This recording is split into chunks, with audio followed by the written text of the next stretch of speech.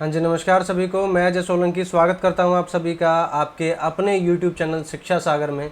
शिक्षा सागर चैनल भी है अपना, एंड्रॉयड एप्लीकेशन भी है अपनी। अगर आपने डाउनलोड नहीं की है तो कर लीजिए, क्योंकि सीटेट में आपके बहुत ज़्यादा काम आने वाली है। बहुत नई नई चीज़ें उस पर अपलोड हो रही हैं। Videos, PDF, notes, mock test, सब कुछ नया नया अपलोड हो रहा है, वो भी हर रोज़। तो उसे आप डाउनलोड कर लीजिए, सब्सक्रिप्शन ले लीजिए। बहुत ही छोटा सा सब्सक्रिप्शन है, 151 रुपीज़ का है। अगर आप KVS के इंटरव्यू की भी तैयारी करना चाहते हैं इंग्लिश में, तो उसके लिए आप 201 का सब्सक्रिप्शन ले सकते हैं, जिसमें आपको दोनों चीज़ें मिलेंगी, सीटेट की तैयारी भी और KVS के इंटरव्यू की प्रिपरेशन भी। तो आगे बढ़ते हैं। आज हम क्या करने वाले हैं भाई? आज हम अपने साइंस में 6 चैप्टर की तरफ बढ़ने वाले हैं। साइंस ऑलमोस्ट हमने अपनी कितनी कर ली है, 50% तैयार कर लिए, 50% बची हुई है। और बचे हुए समय में आपके बाकी जो अभी साइंस के चैप्टर्स बचे हैं वो भी मैं कंप्लीट करा दूंगा, भरोसा पूरा बनाए रखें। तो आज हमारा जो चैप्टर है उसका नाम क्या है? चैप्टर का नाम है भौतिक और रासायनिक परिवर्तन। भौतिक और रासायनिक परिवर्तन का अर्थ क्या हुआ? केमिकल और फिजिकल चेंजेस, ये इसका अर्थ हुआ। अब बीच बीच में आपको सारी चीज़ें मैं लिख लिख के साइड में बताता रहूँगा कि किसका क्या अर्थ है, किसका क्या मतलब है, या कौन सी प्रोसेस को किस तरीके से आप बड़ी आसानी से समझ सकते हैं। तो वो सारी चीज़ें आपके सामने चलती रहेंगी। बस आपको करना क्या है, बड़े ध्यान से स्टार्टिंग से लेकर एंड तक इस पूरी वीडियो को देखना है, ठीक है। तो चलिए आपको थोड़ा सा कंसेप्ट की तरफ लेके चलते हैं। और कंसेप्ट में आपको क्या देखना है? कंसेप्ट में भैया आपको देखना है कि जो परिवर्तन होते हैं वो किस प्रकार के और कितने होते हैं। देखो, एक होता है आपका भौतिक परिवर्तन, दूसरा क्या होता है आपका रासायनिक परिवर्तन, ठीक है। इसे आप क्या कहोगे? इसे आप कहोगे फिजिकल चेंज, इसे आप क्या कहोगे? Chemical change. अब इन दोनों में फ़र्क क्या होता है, उस फ़र्क को ध्यान से सुनें और समझें। फिजिकल चेंज में क्या होगा? बदलाव आएगा। किस चीज़ में बदलाव आएगा? ये बदलाव आएगा उसकी दिखावट में। दिखावट में बदलाव किस प्रकार से आएगा? जैसे कि मान लो किसी चीज़ का आपने क्या चेंज कर दिया, रंग चेंज कर दिया, या फिर मान लो कि आपने उसका साइज़ चेंज कर दिया। साइज़ को हिंदी में क्या कहते हैं? आमाप कहते हैं। उसके अलावा आपने उसका आकार चेंज कर दिया, ठीक है। या फिर स्टेट को क्या बोलते हैं? अवस्था चेंज कर दिया आपने उसकी। तो ये क्या चीज़ें हो गई? ये चीज़ें हो गई उसके फिजिकल चेंज।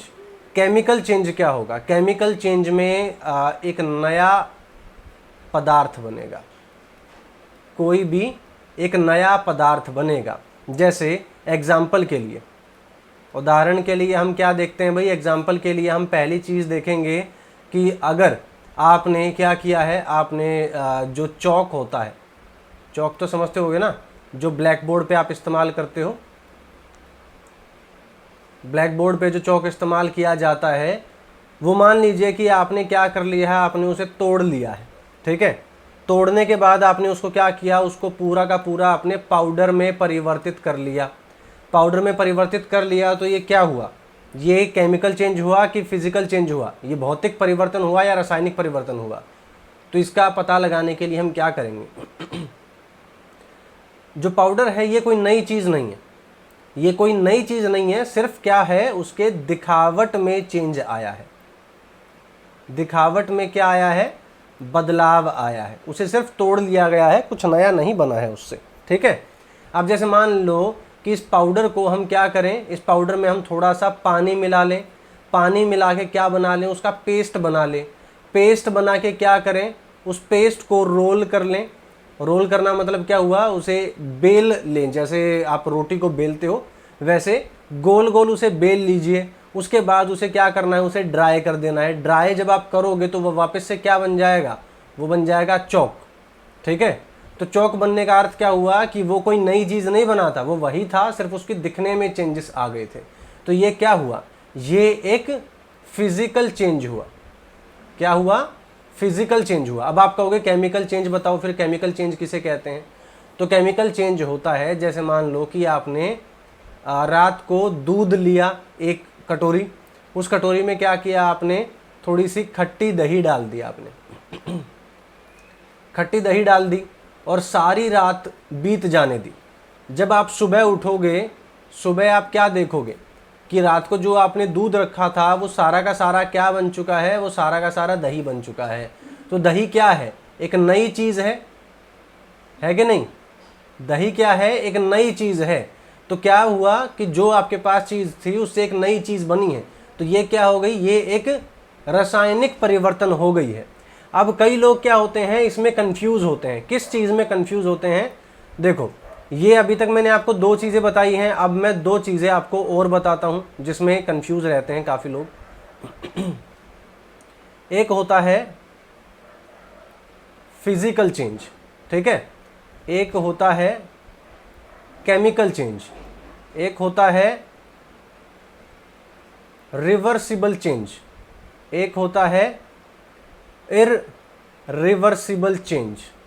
ठीक है, ये सारे के सारे क्या हैं, ये सारे के सारे चेंजेस हैं, ये सारे के सारे क्या हैं, बदलाव हैं, किसी भी चीज़ में आए बदलाव है।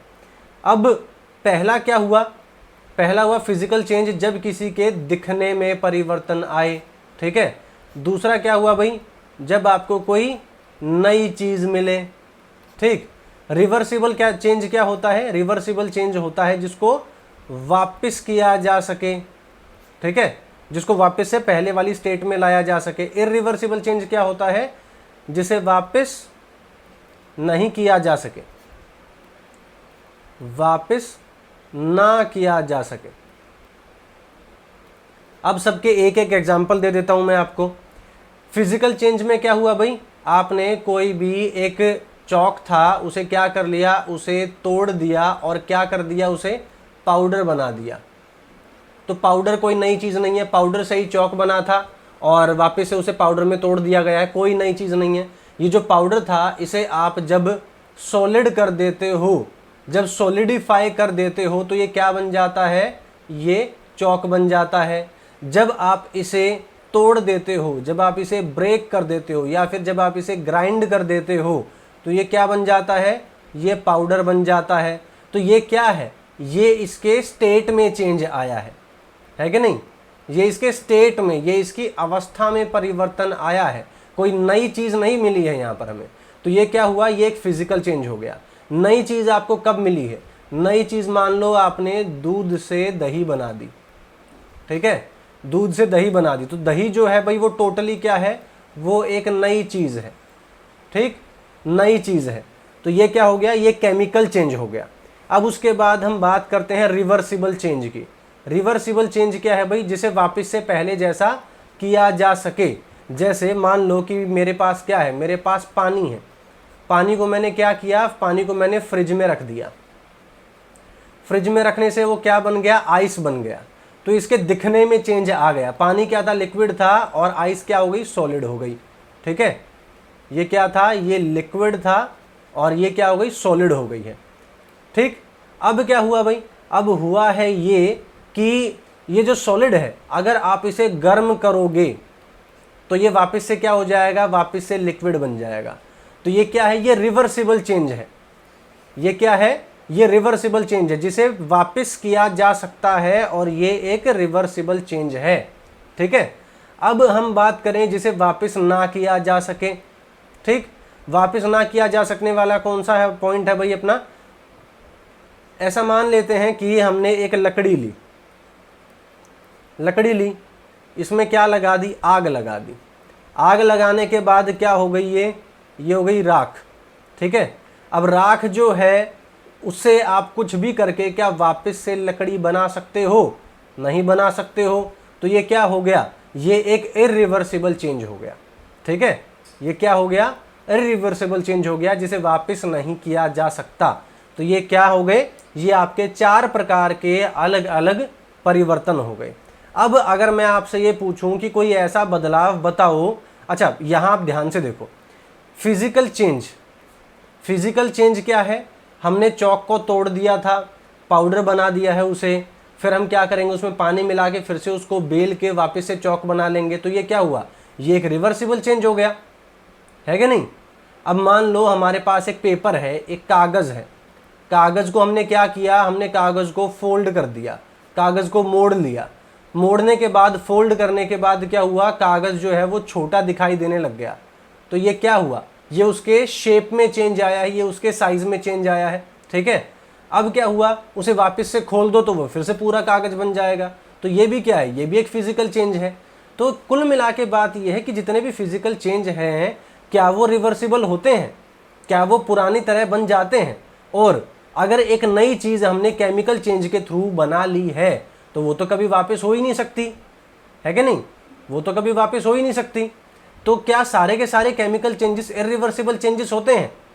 अब इसके लिए हम क्या करेंगे, इसके लिए हम जाएंगे और गहराई में और आपको बताएंगे कुछ नई चीज़ें। ये क्लास भाई काफ़ी ज़्यादा डीप होने वाली है, तो जितने भी लोग हो सकें अपने सभी दोस्तों को बताएं, सभी जो भी आपके फ्रेंड सर्कल में है या जहाँ भी आप अलग अलग क्लासेस अटेंड करते हैं, अगर आपको कहीं लगता है कि कोई साइंस में इंटरेस्टेड है तो उसे ज़रूर बताएं, ताकि अच्छी चीज़ ज़्यादा से ज़्यादा लोगों तक पहुँचाई जा सके। आगे बढ़ते हैं, ध्यान से देखिए। अब हम बात करेंगे कुछ फिज़िकल चेंजेस की जो वापस नहीं आते। जैसे मान लीजिए आपने क्या किया है, आपने प्लास्टिक है कोई, ठीक है, प्लास्टिक जो है उससे क्या बनाया, उससे आपने स्विच बनाया, ठीक है, स्विच। अब ये जो स्विच है ये किसका है, ये बेकेलाइट का है, ये अपनी शेप में आ चुका है, पहले क्या था, पहले प्लास्टिक लिक्विड था, ठीक है, पहले प्लास्टिक क्या था, लिक्विड था। अब लिक्विड जो प्लास्टिक था उसे किसी तरीके से सेट करके उसे एक शेप दी गई, किसकी, स्विच की शेप किस पदार्थ की दी गई है, बेकेलाइट प्लास्टिक होता है उसकी दी गई है। उसकी अब एक फिक्स शेप आ चुकी है। अगर आप इसे गर्म भी करोगे, अगर आप इसे आग में भी रख दोगे तो क्या हो जाएगा, ये राख बन जाएगा, लेकिन ये वापस नहीं जाएगा, ठीक है। तो ये क्या हुआ, ये रिवर्सिबल चेंज बिल्कुल भी नहीं हुआ। अब अगर हम केमिकल चेंज की बात करें, तो इसमें क्या होगा भाई। अब जैसे मान लीजिए पानी है, ठीक है, पानी में आपने क्या किया, चीनी घोल ली, चीनी क्या कर लिया आपने, चीनी मिला दी है, ठीक है। अब ये जो मीठा पानी बना है, अब इस मीठे पानी को अगर आप इवेपोरेट कर दोगे तो क्या हुआ, ये दोनों चीज़ें अलग अलग हो जाएंगी। जैसे क्या था, पहले था पानी प्लस चीनी, पहले ये दोनों चीज़ें अलग अलग थी, फिर उसके बाद क्या हुआ, एक नई चीज़ बनी, क्या थी, मीठा पानी, ठीक है। अब इसे हम केमिकली कैसे बोल सकते हैं भाई, केमिकली हम ऐसे बोल सकते हैं, जैसे मान लो कि पानी जो है, पानी के पार्टिकल्स हैं, चीनी के पार्टिकल्स हैं, ये दोनों अलग अलग दिखाई दे रहे हैं, लेकिन जब इनको मिला दिया गया मीठे पानी में, ना तो आप पानी को अलग बता सकते हो, ना तो आप चीनी को अलग बता सकते हो, दोनों ही चीज़ें एक दूसरे के साथ मिल जाती हैं बढ़िया तरीके से। लेकिन जब उनको वाष्पीकृत किया जाता है तो फिर से क्या है, अगर हम पानी को अलग से चाहते हैं पाना, तो क्या करना पड़ेगा, उसकी कंडेंसेशन करनी पड़ेगी, मतलब उसका संघनन करना पड़ेगा, ठीक है। और उसके बाद चीनी हमें अलग मिल जाएगी, चीनी के क्या मिल जाएंगे, चीनी की क्रिस्टल मिल जाएगी हमें, ठीक है, चीनी मिल जाएगी क्रिस्टल फॉर्म में, और कंडेंसेशन से, संघनन से पानी मिल जाएगा टोटली अलग। तो ये क्या है, ये अपनी सेपरेशन टेक्निक हो गई किसी भी पदार्थ को अलग करने की, इस प्रकार से। अब वापस से भाई इसे हटा देते हैं। अब आपको मैं कुछ और महत्वपूर्ण चीज़ें बताता हूँ, दो तरीके की, तो ध्यान से, थोड़ा ज़्यादा ध्यान से इसे सुनना और समझना। पहला पॉइंट, आपने सुना होगा जंग लग जाता है, किस पे, आयरन पर, सुना है कि नहीं सुना है, आयरन पर जंग लग जाता है, मतलब रस्टिंग हो जाती है, इसको क्या बोलते हैं, इसको रस्टिंग बोलते हैं, ठीक है। अब ये किस प्रकार से, क्या इसका सीन होता है, वो सारा आपको मैं समझाता हूँ। बस स्टार्टिंग से लेके वही बात है कि आगे तक आपको थोड़ा ध्यान से देखना है। तरीके भी बताऊंगा किस तरीके से जो अपना ये होता है, लोहा होता है, उसे बचाया जा सकता है। उससे पहले आपको क्या बता देता हूँ, जैसे मान लीजिए ये अपना है लोहा, इसको Fe क्यों लिखते हैं, क्योंकि इसको फेरस बोलते हैं हम, ठीक है। उसके बाद है भाई आपके पास ऑक्सीजन, ठीक है। फिर उसके अलावा आप क्या करोगे, पानी मिला लो साथ में, ठीक है, ये चाहे तो आपके पास लिक्विड फॉर्म में हो, चाहे आपके पास वाष्प के रूप में हो, कोई भी एक रूप चलेगा। जब ये चीज़ें मिलती हैं तो एक नई चीज़ बनती है। क्या बनती है भाई? बनती है जंग। जंग को हम क्या बोलते हैं? Fe2O3।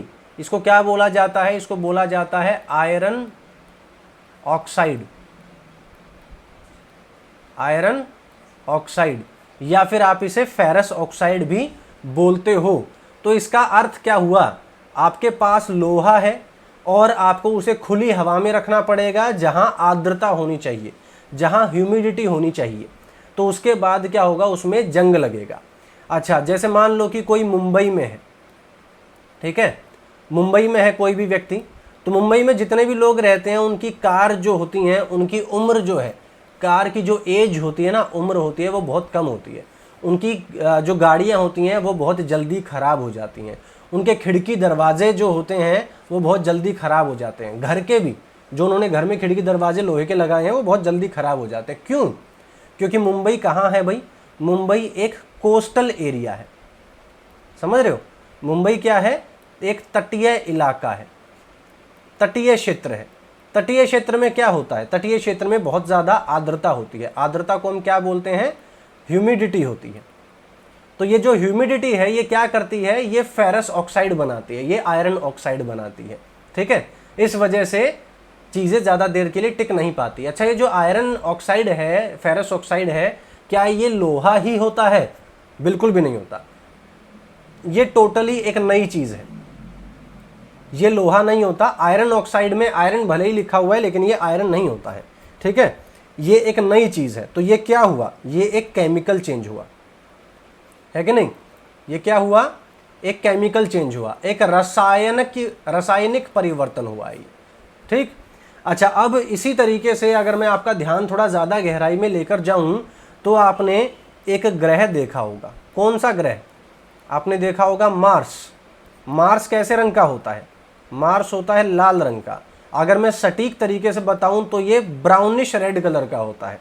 ठीक है, क्यों होता है? क्योंकि ऐसा बोला जाता है कि यहाँ आयरन बहुत मात्रा में है। अगर आयरन बहुत मात्रा में है तो ये लाल और भूरा क्यों दिखाई देता है? क्यों? क्योंकि ये जो आयरन है ये आयरन ना रहकर आयरन ऑक्साइड में चेंज हो चुका होता है। इसका अर्थ क्या हुआ? कि यहाँ जंग लग चुका होता है। जंग लगने का सीधा सीधा अर्थ क्या है? कि वहाँ तीन चीज़ें होनी चाहिए। कौन सी तीन चीज़ें? एक आयरन होना चाहिए, दूसरा ऑक्सीजन होनी चाहिए, तीसरा वहाँ पानी भी होना चाहिए। तो कुल मिला के क्या हम ये मान लें कि मार्स में पानी भी है? क्या हम ये मान लें? चलो, ऑक्सीजन तो किसी भी गैस के रूप में पाई जा सकती है, पर क्या हम ये मान सकते हैं कि मार्स पर पानी है? क्या जो साइंटिस्ट कहते हैं कि पानी के अवशेष मिले हैं, क्या वो सही कहते हैं? तो कुल मिला के ये एक इशारा है कि मार्स पर जंग अगर लगता है तो मार्स पे पानी भी होता होगा कभी ना कभी। तो इस तरीके से भाई हम ये सारी चीज़ें एक दूसरे से कोरिलेट कर सकते हैं। अब थोड़ा सा और आगे आ जाते हैं कुछ नई चीज़ों के साथ। उम्मीद करता हूँ भाई आपको ये क्लास पसंद आ रही होगी और मैं कोशिश करूँगा कि ज़्यादा से ज़्यादा गहराई में आपको चीज़ें समझाई जाएँ, बताई जाएँ। आगे सुनो, आयरन को अगर रस्ट लगता है तो रस्ट ऐसी तो चीज़ है नहीं कि हम उसको देख के खुश हो जाएंगे। खुश होते हैं? बिल्कुल भी नहीं होते। तो हमें क्या करना पड़ेगा? आयरन को बचाना पड़ेगा। बचाने के लिए क्या करना है? बचाने के लिए उसे क्या करना पड़ेगा? रस्टिंग से बचाना पड़ेगा। रस्टिंग से कैसे बचाया जाएगा? रस्टिंग से बचाने के कुछ तरीके होते हैं, कुछ मेथड होते हैं। पहला तरीका कौन सा है? कि उसकी कोटिंग कर दो। किस चीज़ की कोटिंग कर दो? इसके भी सब पॉइंट्स हैं। पहला पॉइंट मान लो कि उसकी ग्रीस से कोटिंग कर दो। ठीक है, ये स्पेलिंग गलत हो गई। मान लो कि उसकी ग्रीस से कोटिंग कर दो। दूसरा, उसकी पेंट से कोटिंग कर दो।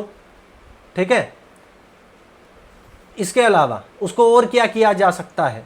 उस पर लेयर चढ़ाई जा सकती है। लेयर किसकी चढ़ाई जाएगी? उस पर आप चढ़ा सकते हो जिंक की भी आप चढ़ा सकते हो, उस पर क्रोमियम की भी आप कवरिंग चढ़ा सकते हो। ठीक है, क्रोमियम की भी उस पर कवरिंग आप चढ़ा सकते हो। ऐसा क्यों किया जाता है? क्योंकि जिंक और क्रोमियम ये दोनों ही जो हैं वो ज़्यादा रिएक्टिव हैं। रिएक्टिव हैं। रिएक्टिव का मतलब क्या हुआ? ये ज़्यादा क्या करते हैं? अभिक्रियाएं करते हैं। ये ज़्यादा अभिक्रियाशील होते हैं, ये ज़्यादा रिएक्टिव होते हैं किसके प्रति? ऑक्सीजन के प्रति। जैसे क्या होता है कि जो ऑक्सीजन है, मान लो ये है ऑक्सीजन, ठीक है, और इसके सामने 3 है, आयरन, कॉपर, जिंक, क्रोमियम, ठीक है, ये 4 चीजें हैं। ऑक्सीजन सामने अकेला है, तो ऑक्सीजन किसके पास जाएगा? जो सबसे ज्यादा रिएक्टिव होगा, जो उसे सबसे जल्दी अपने पास बुलाएगा, है कि नहीं? तो इसमें क्या होगा भाई? इसमें होगा ये कि जो कॉपर है वो सबसे लेट करता है, मतलब कॉपर जो है वो सबसे कम रिएक्टिव है इनमें से। और जिंक भाई बहुत ज़्यादा रिएक्टिव है, ये क्या है? ये बहुत रिएक्टिव है। अब क्या होता है, जैसे मान लीजिए कि सामने आयरन है, आयरन की कोई चीज़ पड़ी है, तो आयरन को रस्टिंग करने से पहले कहाँ जाएगा ऑक्सीजन? जिंक के पास जाएगा, है कि नहीं? जिंक के पास जाएगा और जिंक ऑक्साइड बनाएगा। उसके अलावा अगर यहाँ नहीं जाएगा, क्रोमियम के पास जाएगा, क्रोमियम के पास नहीं जाएगा, तब जाके वो आयरन के पास पहुंचेगा, ठीक है। आयरन तक पहुंचने से पहले उसे जिंक और क्रोमियम को खराब करना पड़ेगा। या फिर अगर मैं आपको एक साधारण भाषा में समझाऊं तो जैसे होता है ना कि मेरे भाई से लड़ने से पहले तुझे मेरी लाश पे से गुजर के जाना पड़ेगा, ऐसा होता है ना। तो सेम ऐसे ही है कि जिंक और क्रोमियम बोलते हैं कि आयरन को खराब करने से पहले तुझे हम दोनों को खराब करके हमारी लाश के ऊपर से गुजरना पड़ेगा। तो ऑक्सीजन क्या कहता है? चलो बेटा ठीक है, पहले तुम दोनों को निपटाऊं, उसके बाद मैं आयरन को देखूंगा। तो पहले इन दोनों को खराब किया जाता है, फिर उसके बाद आयरन के पास जाता है, ठीक है। तो इसलिए क्या करते हैं, आयरन पे जिंक और क्रोमियम की कोटिंग कर देते हैं ताकि पहले जो ऑक्सीजन है वो इनको फर्क पड़े, मतलब इनको कोरोड करे। कोरोड करना मतलब क्या होता है? खराब करना, ठीक है। कोरोड करने का मतलब क्या होता है? कोरोड या कोरोजन भी आप इसको बोल सकते हो। इसको हम क्या बोलेंगे? खराब करना, ठीक है। तो पहले इन दोनों को कोरोड करेगा, उसके बाद आयरन के पास जाएगा, उसके बाद फिर लास्ट में कॉपर की बारी आएगी। जैसे अगर मैं आपको एक और चीज बताऊं तो सुनो, यहां जैसे मान लो हमने क्या ले लिया, हमने ले लिया CuSO4। CuSO4 क्या होता है? ये होता है कॉपर सल्फेट, ठीक है, कॉपर सल्फेट। इसके साथ अगर आप क्या करोगे, इसके साथ अगर आपने क्या रख दिया है, आयरन रख दिया, ठीक है, आयरन रख दिया, तो क्या होगा? एक नई चीज बनेगी। नई चीज क्या बनेगी? FeSO4 + Cu। मतलब कि ये जो सल्फेट था इसके साथ पहले क्या लगा हुआ था? कॉपर लगा हुआ था, लेकिन क्योंकि आयरन जो था वो ज्यादा रिएक्टिव था। ये क्या था? ये ज्यादा रिएक्टिव था, ज्यादा जल्दी अभिक्रिया कर सकता है। तो इस वजह से आयरन ने क्या किया? कॉपर को हटा दिया और खुद इसके साथ जाके बैठ गया, ठीक है। तो क्या बन गया? ये बन गया आयरन सल्फेट, और कॉपर को कर दिया गया है साइड, ठीक। इसको आयरन सल्फेट या फिर फेरस सल्फेट भी आप इसको बोल सकते हो। तो इस तरीके से ये चीजें हुई भाई, ठीक। तो अब थोड़ा सा और देख लेते हैं, क्या बताऊं आपको, एक आध चीज और बता देते हैं। चलो, कॉपर सल्फेट जो होता है ये किस रंग का होता है? ये ब्लू कलर का होता है, ठीक है। और उसके अलावा जो आयरन सल्फेट होता है ये किस कलर का होता है भाई? ये ग्रीन कलर का होता है, ठीक। अच्छा, अब एक और चीज देख ली जाए थोड़ी सी, कि जो स्टेनलेस स्टील होता है वो कैसे बनता है। आपको पता है स्टेनलेस स्टील क्या होता है? स्टेनलेस स्टील ये क्या होता है? स्टेनलेस स्टील होता है, जैसे मान लो आप दाढ़ी काटने के लिए जो ब्लेड लेकर आते हो वो स्टेनलेस स्टील का बना होता है। क्यों? क्योंकि उसमें जंग नहीं लगता, ठीक है। तो ये कैसे बनाया जाता है? इसको आप बना सकते हो कार्बन प्लस क्रोमियम, या फिर इसमें आप निकल को मिला लो, ठीक है, या फिर आप इसमें मैंगनीज को मिला लो, मैंगनीज को मिला लो। तो इनमें से कुछ भी आप मिला के जो है स्टेनलेस स्टील की फॉर्मेशन तैयार कर सकते हो। ये स्टेनलेस स्टील की फॉर्मेशन होती है। तो ये भाई कुल मिला के एक चीज़ हुई। अब आपको मैं जाते जाते एक नई चीज़ और बता देता हूँ। नई चीज़ क्या बता देता हूँ? गैल्वेनाइजेशन के बारे में।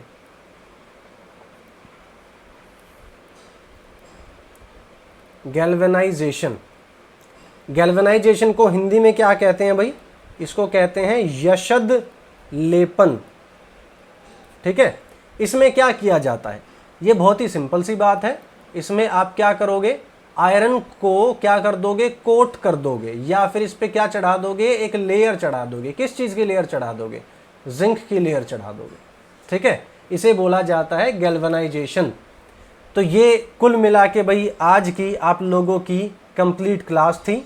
और अब मैं आपको जाने से पहले आपको ये बता देता हूँ कि आज की तारीख में आपकी एप्लीकेशन पर क्या क्या नई चीज़ें अपडेट की गई हैं।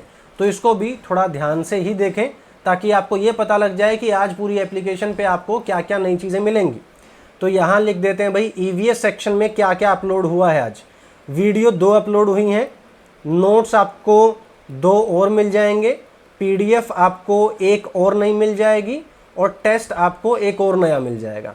इसके अलावा मैथ्स में आपको क्या मिलेगा भाई, मैथ्स में आपको वीडियोज़ मिल जाएंगी 2, इसके अलावा आपको नोट्स मिल जाएंगे 2, इसके अलावा आपको टेस्ट मिल जाएगा 1, टेस्ट मिल जाएगा 1। इसके अलावा आपको हिंदी में क्या मिल जाएगा, आपको नोट्स मिल जाएंगे 2 और 1 टेस्ट मिल जाएगा आपको, ठीक। इसके अलावा आपको साइंस में क्या मिलेगा, साइंस में आपको मिलेगा 2 वीडियोस मिल जाएंगी आपको, और नोट्स मिल जाएंगे आपको 2, पीडीएफ मिल जाएंगी आपको 1, और टेस्ट मिल जाएगा आपको, टेस्ट 2 मिल जाएंगे आपको। सीडीपी में क्या अपलोड किया गया है आज, सीडीपी में आपको वीडियो दी गई हैं 2, इसके अलावा आपको नोट्स दिए गए हैं 2, इसके अलावा आपको पीडीएफ दी गई है यहाँ 1, और आपको टेस्ट दिए गए हैं 2। इसके अलावा इंग्लिश में क्या दिया गया है आपको, इंग्लिश में आपको दिया गया है नोट्स हैं आपके 2 नोट्स हैं, और टेस्ट आपका 1 और नया है। तो कुल मिला के ये सारी चीज़ें आज आपकी बिल्कुल ब्रांड न्यू चीज़ें डाली गई हैं, और इसी तरीके से हर रोज़ अलग अलग सेक्शन में अलग अलग चीज़ें डाली जाती हैं आपकी। इसके अलावा जो आपका स्पोकन इंग्लिश का है, स्पोकन इंग्लिश का जो एक कोर्स है उसमें भी आपको 2 वीडियोज़ उसमें डाली गई हैं, ठीक है। 2 नई वीडियोज़ उसमें डाली गई हैं, तो वो आप ज़रूर ध्यान से देख लें। और हर रोज़ इसी तरीके से आपको नई नई चीज़ें देखने को मिलेंगी। कहाँ, हमारी शिक्षा सागर नाम की एप्लीकेशन पे। इसे क्या करना है, इसे डाउनलोड कर लो जल्दी से। रिव्यूज़ बहुत अच्छे हैं इसके, 4.8 रेटिंग है अपनी अभी तक, रेटिंग अच्छी दो इसे। और आपको हर सेक्शन में अगर कोई फ्री डेमो देखना चाहे, अगर इसका फ्री डेमो देखना चाहे तो फ्री डेमो देख सकता है। और अगर उसे फ्री डेमो पसंद आता है तो इसमें क्या करना पड़ेगा भाई, इसमें सब्सक्रिप्शन लेना पड़ता है। बहुत ही सस्ता सा सब्सक्रिप्शन होता है। कितने का होता है, 151 रुपीज़ का। और अगर आप साथ में इंग्लिश स्पीकिंग भी लेना चाहते हो तो 201 रुपीज़ का मंथली सब्सक्रिप्शन होता है। तो बहुत ही आसान तरीके हैं। और अगर कुछ समझ में ना आए तो 8448436008 इस नंबर पर आप मुझे व्हाट्सएप कर सकते हो। सिर्फ और सिर्फ व्हाट्सएप करना और कुछ ना करना, ठीक है। तो इस तरीके से भाई आपकी पूरी सहायता की जाती है। उम्मीद करता हूँ कि आपको मेरा जो इनिशिएटिव है, मेरा जो कदम है वो अच्छा लगता होगा। और सपोर्ट करते रहें, अपना प्यार ऐसे ही दिखाते रहें, और मैं आपकी तैयारी ऐसे ही करवाता रहूँगा। तो टेक केयर, गुड बाय, ध्यान रखिए अपना, सुरक्षित रहिए, पढ़ते रहिए और तैयारी करते रहिए।